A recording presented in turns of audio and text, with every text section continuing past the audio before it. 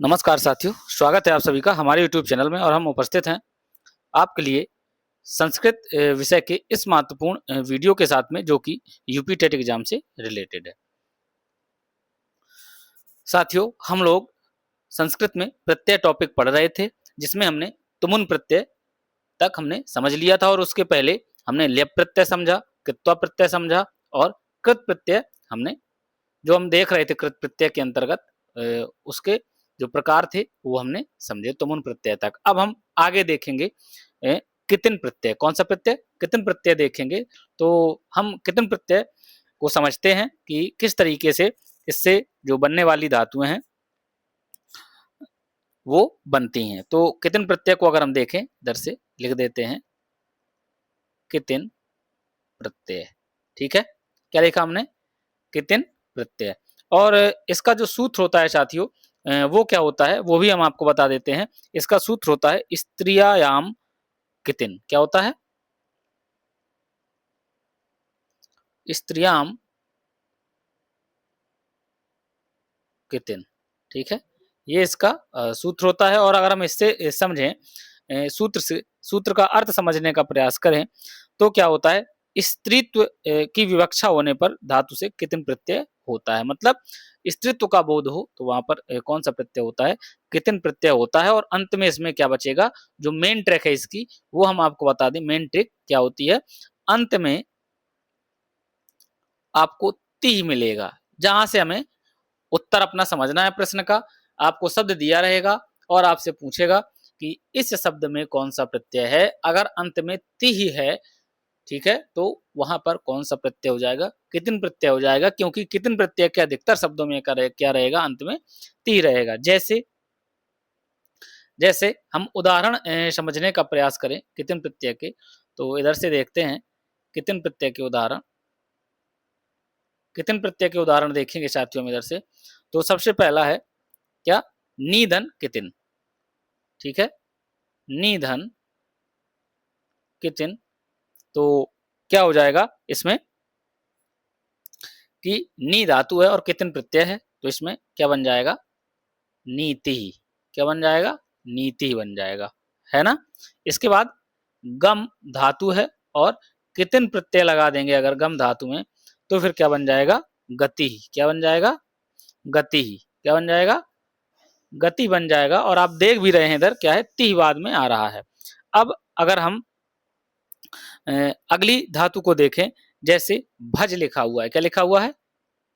भज। भज धातु है और कितिन प्रत्यय हमने लगा दिया। भज धातु में हमने कितिन प्रत्यय लगा दिया तो ये क्या बन जाएगा? भक्ति। क्या बन जाएगा? भक्ति बन जाएगा। क्या बन जाएगा? भक्ति बन जाएगा। उम्मीद है ये चीज आपको समझ में आ रही होगी। अब अगर हम एक शब्द को और समझें, एक धातु को और समझें, तो बुध धातु है। कौन सी धातु है? बुध धातु है। और इसमें अगर हम कितिन प्रत्यय लगा देंगे तो क्या बन जाएगा? बुद्धि ही, है ना। बुद्धि। तो ये थोड़ा सा क्या हो जाता है इधर, आप इसका अपवाद भी ये समझ सकते हैं कि ती है इधर और ये बाद में विसर्ग लगा हुआ है। तो इस वजह से मैंने आपको समझाने का प्रयास किया ये उदाहरण कि इसमें भी कौन सा प्रत्यय होता है? कितिन प्रत्यय होता है। ठीक है ना। तो उम्मीद है जो कितिन प्रत्यय से संबंधित चीजें हैं ये आपको समझ में आ गई होंगी। तो अंत में इसके क्या होता है? ती होता है। ती, है ना। और अधिकतर शब्दों में मिलेगा आपको अंत में ती। अगर कुछ शब्द हैं भी तो उसमें आपको क्या समझ लेना है कि अंत वाले शब्द में ई की मात्रा रहेगी। ठीक है, इधर से अगर हम लिखें, ट्रिक समझने का प्रयास करें इधर से, तो अंत में जो शब्द आएगा, अंत में जो शब्द होगा उसमें क्या रहेगा? उसमें ई की मात्रा के साथ विसर्ग होगा। ई की मात्रा के साथ विसर्ग भी होगा। ई की मात्रा के साथ विसर्ग भी होगा। तो ये ट्रिक है इसकी, ये आपको याद रखना अगर ती नहीं आता है ना। तो कितिन प्रत्यय उम्मीद है ये सभी को समझ में आ गया होगा। अब हम आगे देखेंगे कौन सा प्रत्यय? ल्युट प्रत्यय देखेंगे। कौन सा प्रत्यय साथियों देखेंगे? आगे हम देखेंगे ल्युट प्रत्यय। तो इधर से हम देखते हैं ल्युट प्रत्यय को देखते हैं कि ल्युट प्रत्यय होता क्या है। तो अगर हम इसका पहले सूत्र बताएं आपको, तो सूत्र होता है नपुंसके भावे कृतः। ठीक है, नपुंसके भावे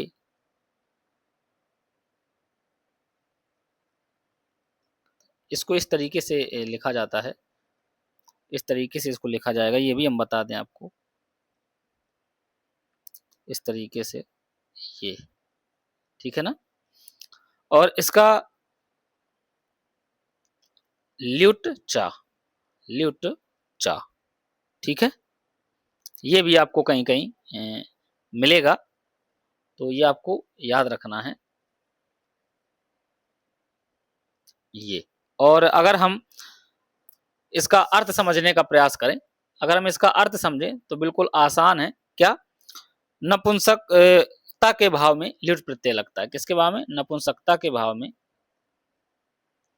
नपुंसकता के भाव में ल्युट प्रत्यय लगता है, क्योंकि संस्कृत में 3 लिंग होते हैं, हमने आपको बताया है। ठीक है, संस्कृत में कौन कौन से लिंग? पुल्लिंग, ठीक है, स्त्रीलिंग और नपुंसक लिंग, ये 3 लिंग होते हैं संस्कृत में। तो जहां पर नपुंसकता का भाव आएगा वहां पर कौन सा प्रत्यय होगा? ल्युट प्रत्यय होगा। तो ये आपको याद रखना है। और इसका अगर हम इसकी हम ट्रिक समझने का प्रयास करें, तो अगर हम इसकी ट्रिक देखें तो इसकी ट्रिक होती है साथियों, अंत में क्या आ जाएगा? नम आ जाएगा। क्या आ जाएगा? अंत में नम। अंत में क्या रहेगा? नम रहेगा या रम रहेगा? क्या रहेगा? शब्दों के अंत में, शब्दों के अंत में, शब्दों के अंत में या तो नम रहेगा या रम रहेगा, है ना। ये इसकी ट्रिक है, बिल्कुल आसान सी ट्रिक है। और हम इसके उदाहरण भी देखेंगे, और उदाहरण अगर हम समझने का प्रयास करें इसके, तो उदाहरण भी देख लेते हैं ल्युट प्रत्यय के। तो उदाहरण है इसके साथियों, सबसे पहला लिख धातु है। ठीक है, कौन सी धातु है? लिख धातु है और ल्युट प्रत्यय है। लिख धातु है और ल्युट प्रत्यय है, और इससे क्या बन जाएगा? शब्द बन जाएगा लेखनम। कौन सा शब्द बन जाएगा साथियों? लेखनम शब्द बन जाएगा। तो ये आपको याद रखना है। इसके बाद अगला है कथ धातु। कौन सी धातु? कथ धातु। कथ धातु है और ल्युट प्रत्यय इसमें, तो क्या बन जाएगा? कथनम। क्या बन जाएगा? कथनम शब्द बन जाएगा। और ऐसे ही अगर ज्ञा धातु है, ठीक है, और ल्युट प्रत्यय है, ज्ञा धातु और ल्युट प्रत्यय है, तो क्या बन जाएगा? ज्ञानम। क्या बन जाएगा? ज्ञानम। कौन सा शब्द बन जाएगा साथियों? ज्ञानम शब्द बन जाएगा। आगे अगर हम और भी एग्जाम्पल इसके देखने का प्रयास करें, तो गम धातु में अगर ल्युट प्रत्यय लगाएंगे तो क्या बनेगा? अगर हम गम धातु में ल्युट प्रत्यय लगाएंगे तो अब उम्मीद है आपको ये चीजें समझ में आ गई होंगी कि क्या बनेगा? गमनम। क्या बन जाएगा? गमनम, है ना। और आगे हम अगर हम श्रु धातु में ल्युट प्रत्यय लगाएंगे, क्या? श्रु धातु में ल्युट प्रत्यय लगाएंगे तो क्या बन जाएगा? ये बन जाएगा श्रवणम। क्या बन जाएगा? श्रवणम। तो इस तरीके से नम और जो रम है, ये मैंने आपको बताया उदाहरण इनके किस तरीके से बनता है। और अभी हमने ऊपर आपको बताया था गम धातु में अगर कितिन प्रत्यय होता है तो क्या बन जाता है? गति बन जाता है। और इधर देखिए क्या है, गम धातु में लिट प्रत्यय हो गया तो गमनम बन गया। एक ही धातु में अलग अलग प्रत्यय के लगने से अलग अलग शब्द बन जाते हैं। किस तरीके से परिवर्तन होता है वो मैंने आपको समझाने का प्रयास किया। अब इसके बाद हम साथियों देखेंगे क्या? यत प्रत्यय देखेंगे। क्या देखेंगे? यत प्रत्यय देखेंगे, क्योंकि अब इधर से जो प्रत्यय आएंगे तो उनमें क्या होता है? नपुंसक लिंग में भी किस तरीके से परिवर्तन होता है, पुल्लिंग में भी किस तरीके से परिवर्तन होता है और स्त्रीलिंग में किस तरीके से परिवर्तन होता है, ये सभी हम लोग देखेंगे एक साथ एक ही प्रत्यय के अंतर्गत। तो अब हम अगला जो प्रत्यय है वो प्रत्यय है यत प्रत्यय। कौन सा प्रत्यय साथियों? यत प्रत्यय को हम समझने का प्रयास करेंगे। यत प्रत्यय होता क्या है? अगर हम यत प्रत्यय को समझें साथियों इधर से, तो यत प्रत्यय का जो सूत्र होता है अचो यत। क्या होता है? इसका जो सूत्र होता है अचो यत। अचो यत, ये इसका सूत्र होता है। और इसका अगर हम अर्थ देखेंगे तो इसका जो अर्थ होता है, इसका अर्थ बिल्कुल आसान होता है कि जिन धातुओं के अंत में क्या होता है, जिन धातुओं के अंत में स्वर वर्ण होता है। ठीक है, अगर हम लिखें इधर से तो जिन धातुओं के अंत में, जिन धातुओं के अंत में क्या होता है, स्वर वर्ण होता है। स्वर वर्ण होता है। जिन धातुओं के अंत में स्वर वर्ण होता है वहां क्या कौन सा प्रत्यय होता है? उनसे यत प्रत्यय, उनसे यत प्रत्यय होता है। उनसे यत प्रत्यय होता है। अब इनके हम उदाहरण देखेंगे। ठीक है, उदाहरण देखेंगे तो आसानी से हमें समझ में आ जाएगा कि किस तरीके से इनमें यत प्रत्यय होता है। तो उदाहरण इसके देख लेते हैं हम। अगर हम उदाहरण देखें साथियों इसके, जैसे लिखा हुआ है ची धन यत। क्या लिखा हुआ है? ची धन यत। तो इधर चूंकि हमें तीनों लिंगों के बारे में देखना है तो हम डाल लेते हैं इधर से क्या, सबसे पहले पुरलिंग। ठीक है,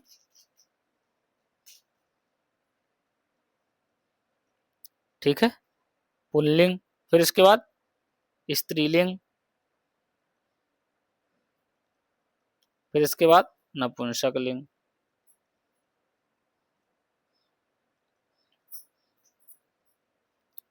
तीनों लिंगों में इसके शब्द किस प्रकार बनेंगे वो हम देखते हैं।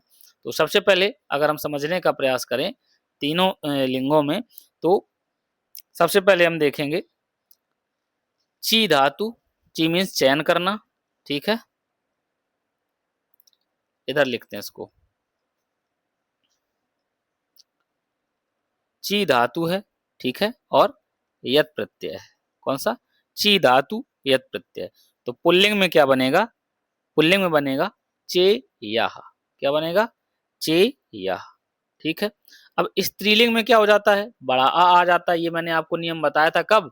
जब मैं शब्दावली पढ़ा रहा था आपको, संस्कृत की शब्दावली, पक्षियों के नाम है ना, पशुओं के नाम, ये सब चीजें जब मैंने बताए थे आपको, भाई बंधुओं के नाम, तब मैंने आपको ये नियम बताया था। तो इधर क्या आ जाएगा? बड़ा आ जाएगा। चेया है तो इधर चेया आ जाएगा, है ना।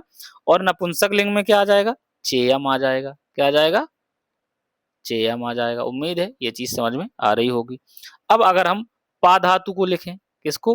पा धातु को लिखें और यत प्रत्यय लगाएं, तो पा धातु में यत प्रत्यय लगाने पर क्या बन जाएगा? पेयः बन जाएगा। क्या बन जाएगा? पेयः बन जाएगा इधर से। और स्त्रीलिंग में क्या हो जाएगा? पेया हो जाएगा। क्या हो जाएगा? पेया हो जाएगा। और नपुंसक लिंग में क्या हो जाएगा? पेयम हो जाएगा।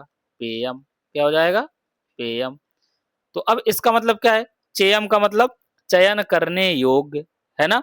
पेयम का मतलब पीने योग्य, है ना। अब अगर हम इसमें क्या करें, भू धातु लिखें। कौन सी धातु लिखें? भू धातु लिखें और इसमें यत प्रत्यय लगाएं। ठीक, तो ये क्या बन जाएगा? भू धातु में जब हम यत प्रत्यय लगाते हैं तो इधर से क्या हो जाता है? भव्य बनता है। क्या बनता है? भव्य बनता है। और इधर क्या हो जाएगा? भव्या। क्या हो जाएगा? भव्या। और इधर क्या हो जाएगा? भव्यम। क्या हो जाएगा? भव्यम। तो इस तरीके से साथियों क्या होता है, यत प्रत्यय के जो धातुओं से संबंधित शब्द बनते हैं, पुल्लिंग, स्त्रीलिंग और नपुंसक लिंग, वो मैंने आपको बताए। तो हमने साथियों आज समझे 3 प्रत्यय। कौन कौन से? सबसे पहले हमने समझा कितन प्रत्यय। ठीक है, तो जहां पर स्त्रीलिंग का बोध होता है अधिकतर शब्दों में कितन प्रत्यय होगा। इसके बाद हमने समझा ल्युट प्रत्यय, जहां पर नपुंसकता का बोध होता है वहां पर क्या होता है, ल्युट प्रत्यय होता है। उदाहरण बताया मैंने आपको, लिख और ल्युट प्रत्यय लगाकर लेखनम, कथ ल्युट प्रत्यय लगाकर कथनम, ज्ञा ल्युट प्रत्यय लगाकर ज्ञानम, गम धातु में ल्युट प्रत्यय लगा दिया गमनम हो गया, श्रु धातु में ल्युट प्रत्यय लगा दिया श्रवणम हो गया। इसके बाद हमने समझा यत प्रत्यय, यत प्रत्यय में धातुओं के पुल्लिंग रूप, स्त्रीलिंग और नपुंसकलिंग तीनों हमने समझने का प्रयास किया। ची धातु में यत प्रत्यय लगाया, चेया हो गया। एक चीज और इसमें, यत यत प्रत्यय में कैसे समझेंगे यत प्रत्यय को, तो अंत में अगर स्वर वर्ण होता है तो उनसे यत प्रत्यय बनता है। अब ची धातु में यत प्रत्यय लगाएंगे तो पुल्लिंग शब्द बन जाएगा चेयः, स्त्रीलिंग शब्द बन जाएगा चेया, नपुंसक लिंग बन जाएगा चेयम। ये रूल मैंने आपको ये भी बताया, ये कब समझाया था, जब हम लोग शब्दावली पढ़ रहे थे, संस्कृत शब्दावली, भाई बंधुओं के नाम, रसोई में उपयोग होने वाली वस्तुओं के नाम, है ना, पशुओं के नाम, पक्षियों के नाम। तो साथियों उम्मीद है यहाँ तक जो प्रत्यय आपको मैंने समझाए बड़े ही अच्छे से समझ में आए होंगे, और इसके आगे के अब हम प्रत्यय समझेंगे अगले वीडियो में। और चूंकि संस्कृत के लगभग धीरे धीरे सभी टॉपिक खत्म हो रहे हैं, तो 5-6 दिन में संस्कृत के टॉपिक खत्म हो जाएंगे, और प्रयास करेंगे कि वीडियो आपके लिए थोड़ा सा लंबा बनाएं, ताकि जो ये सिलेबस है आपका जल्दी से जल्दी खत्म हो सके, और इसके बाद हम लोग मॉक टेस्ट की ओर बढ़ सकें। साथियों मॉक टेस्ट हम लोग परीक्षा के अंतिम 10 दिनों में लगाएंगे, जिससे कि हमारी तैयारी का अंदाजा हमें लगेगा कि हमारी कितनी तैयारी है और हमें किन चीजों में सुधार करने की आवश्यकता है, जिसमें हम समय रहते आसानी से सुधार कर सकें। तो साथियों अगर आपको वीडियो अच्छा लगता है तो वीडियो को लाइक जरूर करें, और वीडियो को ज्यादा से ज्यादा शेयर करें, और हमारे चैनल को सब्सक्राइब करें। मिलते हैं आपसे अगले वीडियो में। नमस्कार।